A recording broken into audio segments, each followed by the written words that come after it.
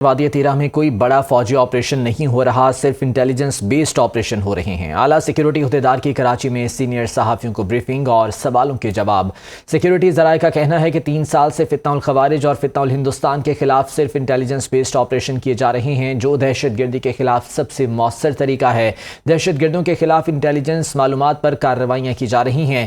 تیرہ میں آپریشن کا جھوٹا اور بے بنیاد پروپیگنڈا کیا گیا۔ تیرہ میں کہیں بھی فوج کی تعداد میں اضافہ نہیں کیا گیا اور نہ ہی کوئی اندر باہر جانے پر چیک پوسٹ بنائی گئی ہے۔ موجودہ موسم بڑے آپریشن کے لیے کسی بھی طرح مناسب نہیں ہے۔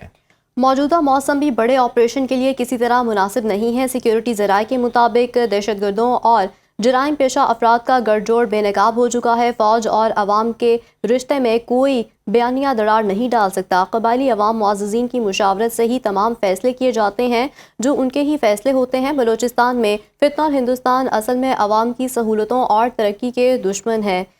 احساس محرومی کا نعرہ لگا کر دہشت گردی کرنے والوں کو بلوچستان کی عوام پہچان چکی ہیں۔ سیکیورٹی ذرائع کا کہنا ہے کہ آخری دہشت گرد کے خاتمے تک یہ کارروائیاں جاری رہیں گی۔ یہاں ہم خبر ہے جسے متعلق اپنے ناظرین کو اپ ڈیٹ کر رہے ہیں کہ وادی تیرہ میں کوئی بڑا فوجی آپریشن نہیں ہو رہا ہے۔ اسی پر مزید تفصیلات جاننے کے لیے ہمارے ساتھ موجود ہیں بیورو چیف سندھ شعیب برنی۔ شعیب بتائے گا کیا تفصیلات مزید سامنے آ رہی ہیں؟ سیکیورٹی ذرائع کی جانب سے کہا گیا ہے کہ 3 سال سے فتنہ الخوارج اور فتنہ الہندوستان کے خلاف صرف انٹیلیجنس بیسڈ آپریشن کیے جا رہے ہیں۔ مزید کیا اپڈیٹس ہیں؟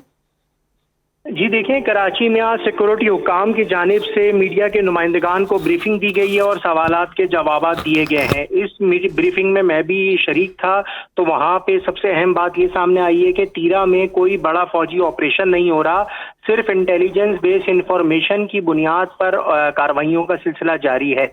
3 سال سے جو فتنۃ الخوارج اور جو فتنۃ الہندوستان کے خلاف جو صرف آئی بی اوز آپریشن کیے جا رہے ہیں، جو کہ انٹیلیجنس انفارمیشن پر ہوتے ہیں، جو کہ دہشت گردی کے خلاف سب سے مؤثر طریقہ بتایا گیا ہے۔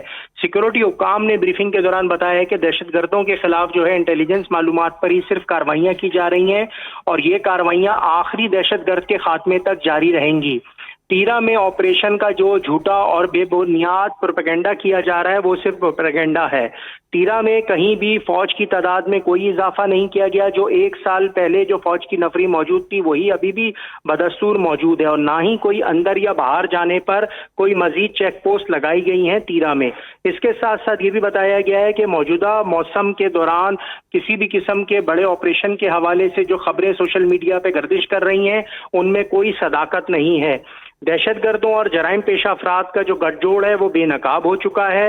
فوج اور جو عوام کا جو رشتہ ہے وہ اس میں بیانیے میں دراڑ ڈالنے کی یقیناً اس میں دراڑ کوئی نہیں ڈال سکتا۔ شعیب ساتھ ہی موجود رہیے گا۔ بریگیڈیئر ریٹائرڈ مسعود خان صاحب ہمارے ساتھ موجود ہیں، سینئر دفاعی انالسٹ ہیں۔ بریگیڈیئر صاحب بہت شکریہ آپ کے وقت کا۔ کچھ عناصر کی جانب سے مسلسل یہ پروپیگنڈا کیا جا رہا ہے کہ وادی تیرہ میں کوئی بہت بڑا فوجی آپریشن ہو رہا ہے جس کی وجہ سے لوگ وہاں سے نقل مکانی کر رہے ہیں، حالانکہ بارہا سیکیورٹی ذرائع کی جانب سے مختلف عہدیداران یا پولیٹیکل جو لوگ ہیں ان کی جانب سے بھی اس بارے میں پریس کانفرنسز کی گئیں اور کلیئرٹی کے ساتھ بتایا گیا، لیکن اس کے باوجود یہ چیزیں کہیں سے دوبارہ سے پاپ اپ ہو جاتی ہیں۔ کیا کہیں گے؟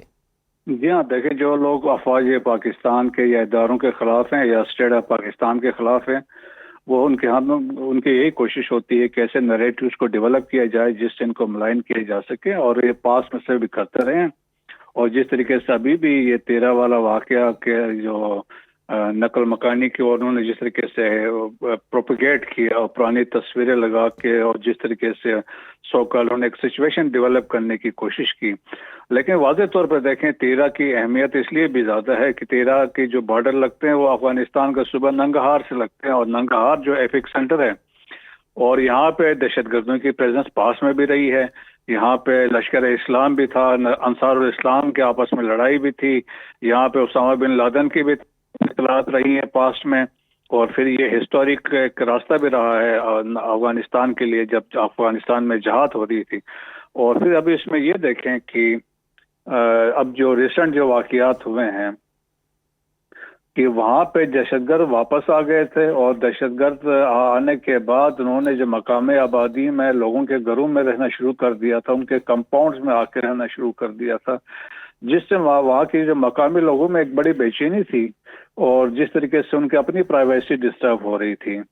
اور اس کے علاوہ جو وہاں پہ جو سیکیورٹی فورسز تھے وہ تو انٹیلیجنس بیسڈ آپریشنز کر رہے تھے، اور خاص طور پر ان لوگوں کے خلاف جو ان سویلین پاپولیشن میں آ کے مکس ہوئے تھے.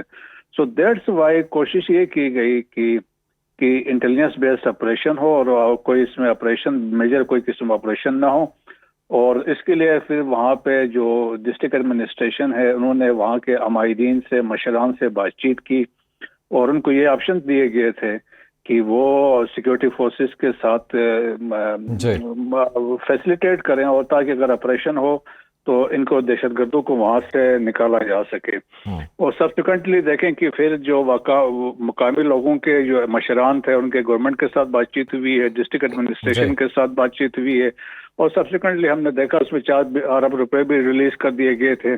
لیکن اس کے باوجود جو پروپیگنڈا کیا جاتا ہے وہ انتہائی افسوسناک ہے. بہت شکریہ. برگیڈیئر ریٹائرڈ مسعود خان صاحب ہمارے ساتھ موجود تھے, شعیب اپڈیٹ کر رہے تھے. آپ کا بھی بہت شکریہ.